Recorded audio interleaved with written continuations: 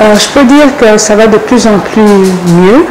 La lecture que le président de la République, son Excellence Félix-Antoine Tshisekedi Tshilombo, le chef de l'État, est en train de nous montrer, c'est que quand il est arrivé en 2019, quand il a formé son gouvernement au mois de septembre, on est arrivé à augmenter le nombre de femmes à peu près à 17%. Et là, à son deuxième gouvernement, qu'il a nommé vers le fin mars, je pense, on est arrivé à 27% de femmes. Ça veut dire que le niveau de leadership de femmes est en train d'avancer très bien. On ne peut plus dire que ça avance à petits pas. En peu de temps, en moins de 2 ans, on a grandi, on a fait des grands ponts. Il faut voir maintenant pour la Banque centrale du Congo, on a maintenant celle qui a été nommée une gouverneure, c'est une femme qui représente vraiment les femmes congolaises et qu'on a mis à un niveau très élevé. Et ce n'est pas seulement à la banque BCC, mais on peut aussi, à la banque BCC, mais on peut aussi voir ça dans les différents domaines aussi. Winner TV, Winner TV, mon papa Sika, bagag, télé-réalité, nyonso eteli comédie, ngavi de loin, na s'abonner massivement na Winner TV. Papa, maman, mwana, elenge mwasi, elenge mobali, tous s'abonner massivement na Winner TV. Winner TV, ah tiens, c'est pas appareil. Bonjour madame. Bonjour, merci de m'inviter à votre émission. Merci beaucoup. Le plaisir est vraiment partagé. Madame, avant d'entrer dans le bain de cette émission, pouvez-vous vous présenter pour faciliter la compréhension de nos téléspectateurs? Voilà, mon nom c'est Chantal Yelou Moulop. Je suis la conseillère spéciale du chef de l'État RDC en tout ce qui est jeunesse et la lutte contre les violences faites à la femme. Excellence, pouvez-vous nous parler brièvement de votre carrière professionnelle? Oui, je peux le diviser dans différents domaines.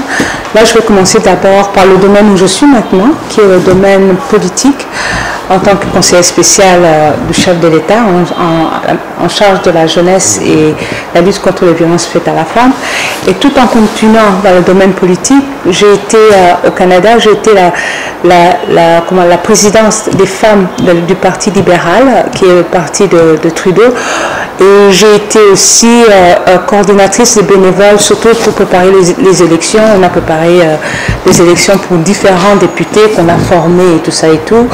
Et du côté activiste, j'ai été, comment je peux dire, la présidente de la marche des femmes d'Ottawa. C'est-à-dire c'est une marche qu'on organisait à moins de 30 degrés, où il y avait plus de 10 000 personnes qui marchaient dans la rue pour pouvoir protester et parler de la condition des femmes, condition des êtres humains et combattre tout ce qui est injustice. Et ça, je fais ça depuis 2016 jusqu'en 2019.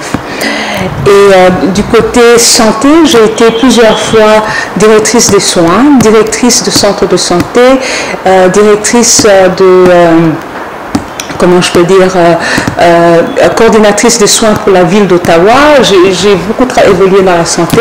Et puis là, maintenant, si on regarde maintenant côté bonne gouvernance, j'ai été la présidente de plusieurs associations, comme par exemple, j'ai été dans l'Université Saint-Paul, qui est l'Université catholique d'Ottawa, où j'ai été membre de gouverneur, qui équivaut au membre du conseil d'administration, et je m'occupais spécialement du département bonne gouvernance, c'est-à-dire je m'occupais de tout ce qui était politique de l'université, tout ce qui était les stratégies et tout ça, c'est moi qui s'en occupais.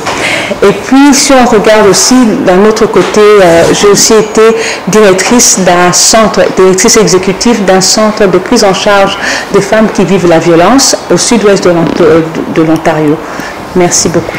Excellence, dites-nous un peu, en tant que conseillère spéciale du chef de l'État en matière de la jeunesse et de questions liées à la femme, plus précisément en ce qui concerne la violence, quel est votre apport, soit votre contribution? Bon, ma contribution, premièrement, j'ai été nommée sur une ordonnance présidentielle et j'ai un mandat que je dois accomplir. Et dans ce mandat, je dois absolument amener des propositions au président de la République et des résultats. sur tout ce qui est violence faite à la femme et contacter tous ceux qui travaillent dans le domaine de la violence faite à la femme, dans tout ce qui est genre, dans tout ce qui concerne la femme et la jeune fille. Bref, ce que nous on fait souvent, c'est faire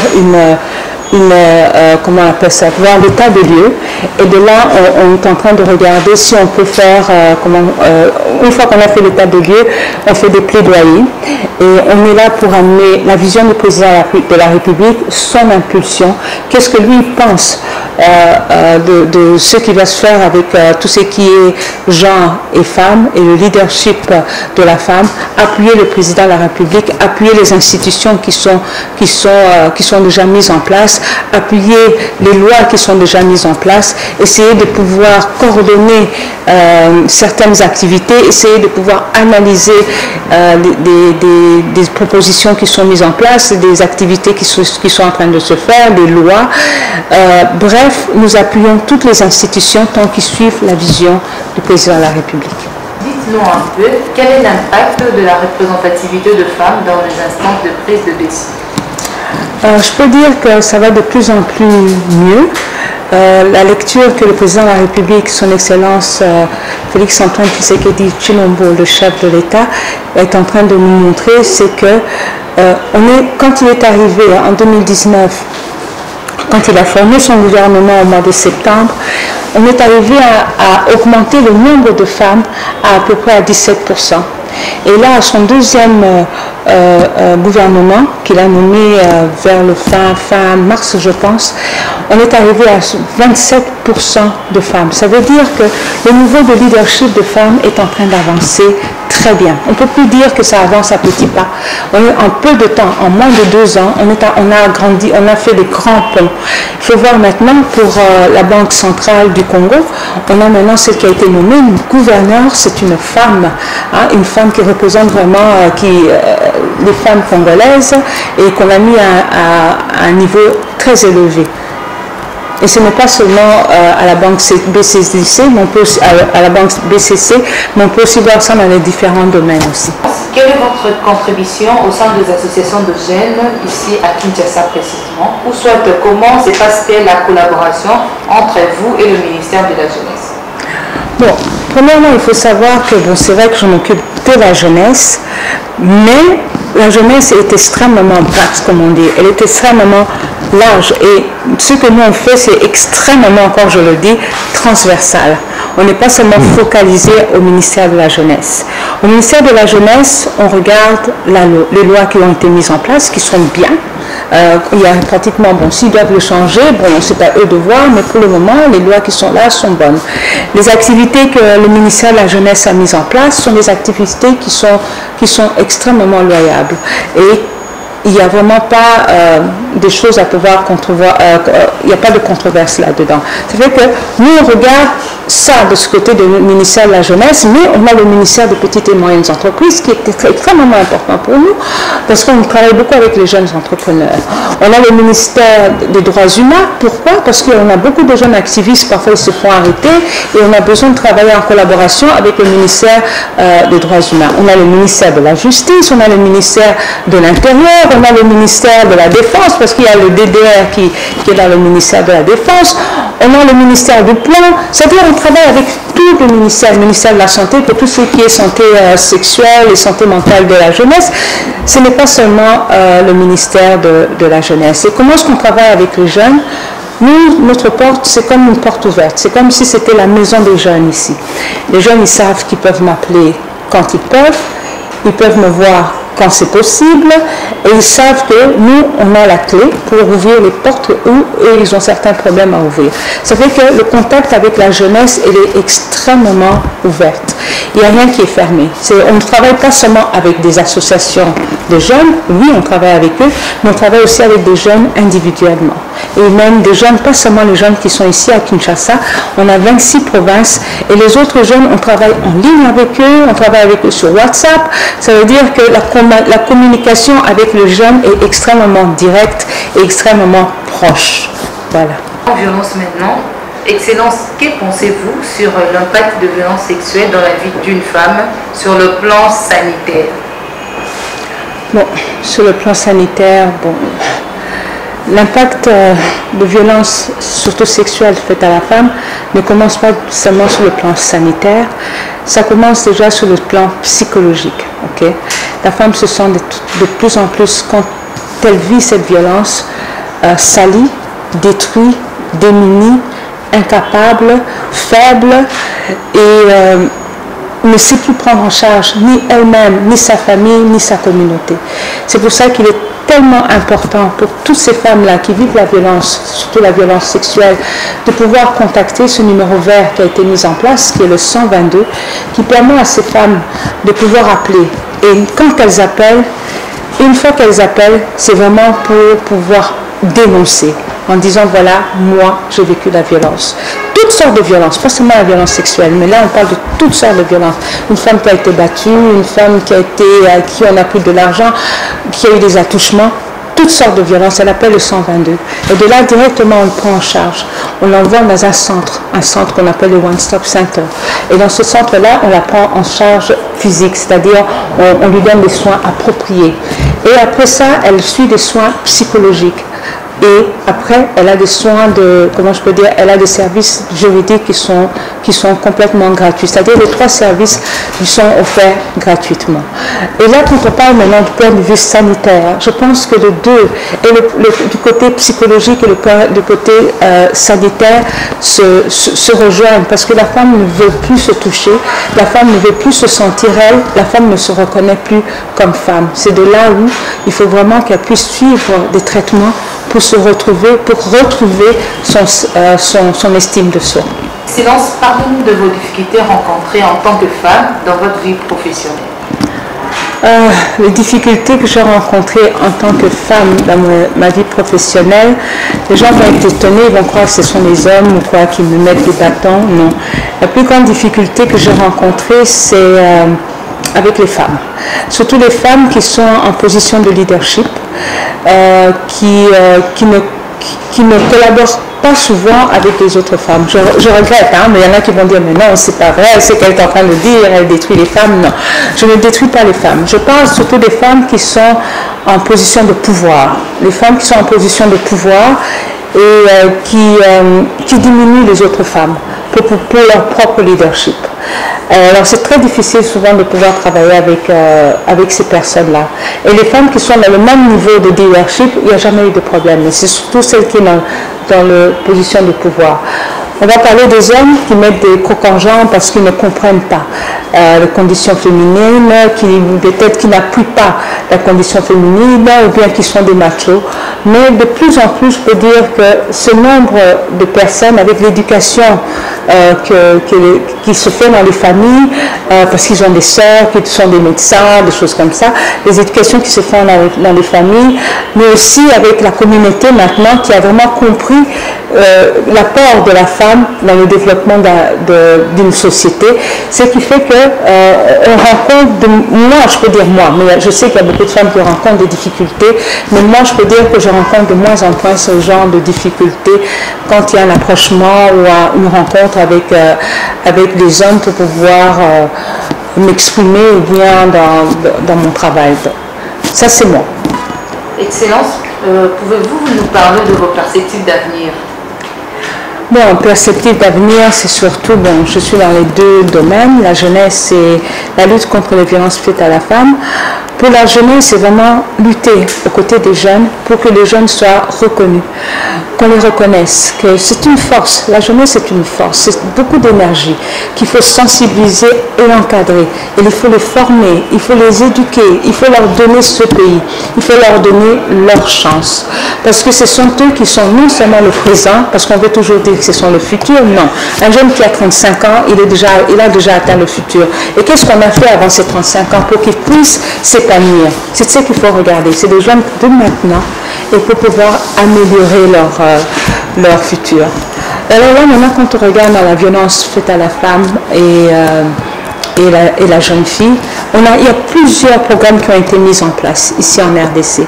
Il faut vraiment vulgariser ces programmes-là, les mettre en pratique et aider ces femmes à s'épanouir. On a la chance d'avoir un président qui est Hifoshi, comme on l'appelle, un président qui prône les causes de la femme, un président qui est pour le leadership de la femme, un président qui est entouré de femmes, sa femme et ses filles, sa maman. Et c'est ce qui donne cette force de ce pays ici. Il est en train de voir comment est-ce qu'il peut amener la femme congolaise, son leadership qui était à ce niveau-ci, l'amener à ce niveau-là. On parle souvent de la parité avec le président de la République, la loi. On fait partie de l'unique, des rares pays où la parité fait partie de la constitution du pays. Et on parle de cette parité-là. Chez nous, la parité c'est 30%. Mais 30% ne représente pas vraiment la parité.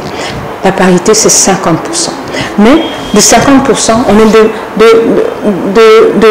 je ne sais pas combien de pourcentage, on est arrivé à 27%.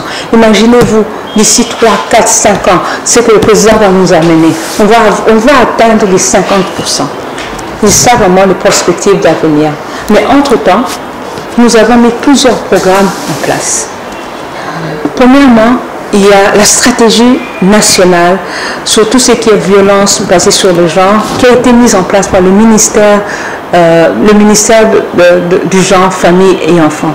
Que nous les femmes, on doit s'imprégner. On doit comprendre c'est quoi cette stratégie qui se bat pour les conditions des femmes et tout ce qui est violence basée sur le genre. De l'autre côté, avec la ministre Madame Gisèle Ndaya, ministre de genre, famille et enfants, nous avons travaillé sur tout ce qui est la tolérance zéro et que le président de la République a prononcé devant la nation le 19 juin 2021 pour pouvoir dire que c'est fini, on doit en finir avec tout ce qui est violence basée sur le genre et en finir avec tout ce qui est violence faite à la femme, violence sexuelle. Il y a plusieurs étapes, il y a un programme de 2 ans qui va mettre en place. Et au-dessus de là, on a le numéro vert qui est le 122, le numéro 122 où les femmes qui vivent la violence, de toutes sortes de violences, peuvent appeler, directement ils sont mis en charge, c'est-à-dire elles dénoncent, elles sont prises en charge de santé, prises en charge holistique, santé, psychologique et juridique. Et tout ça, c'est gratuit. De l'autre côté, on a un programme qui a été signé entre le gouvernement congolais et les Nations Unies, parce qu'en 2010, on a déclaré que le pays était capitale de viol.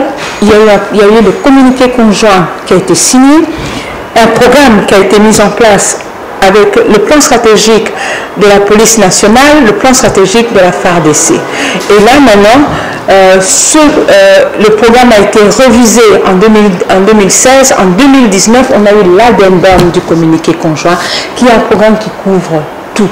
Et ce programme va nous permettre d'être délistés de la liste noire des pays où la violence sexuelle est à la marge de tous les problèmes qu'il y a. Alors ça va nous permettre de sortir de cette liste-là si nous suivons très bien le programme de cet addendum du communiqué conjoint. Merci beaucoup. Nous sommes arrivés à la fin de cette émission d'aujourd'hui, car ici pour vous, Excellence Chantal Mouyob, conseillère du chef de l'État en matière de la jeunesse ainsi que de violences basées sur le genre. Avec elle, nous avons eu à parler sur l'impact de violences sexuelles dans la vie de la femme. Un grand merci à toute l'équipe technique qui nous ont accompagnés. Merci Lenga, mais également à Cardon Didier Mbongo. Pour tous vos habillements, pour être stylé comme moi, veuillez contacter la boutique, la maison d'habillement Go Fashion en ville sur Colonel EBA. Donc n'hésitez pas, ou pour plus de contacts, veuillez nous contacter au plus 243 89 366 77 97. Abonnez-vous massivement sur notre chaîne Winner One Télévision ainsi que sur notre page Facebook Miroir de Femmes pour suivre l'intégralité de toutes nos émissions.